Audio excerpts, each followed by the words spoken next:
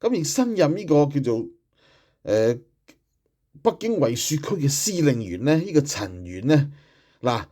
好多人以為上海幫喎，咁係咪有機會上海幫係控制緊北京咧？咁樣嗱，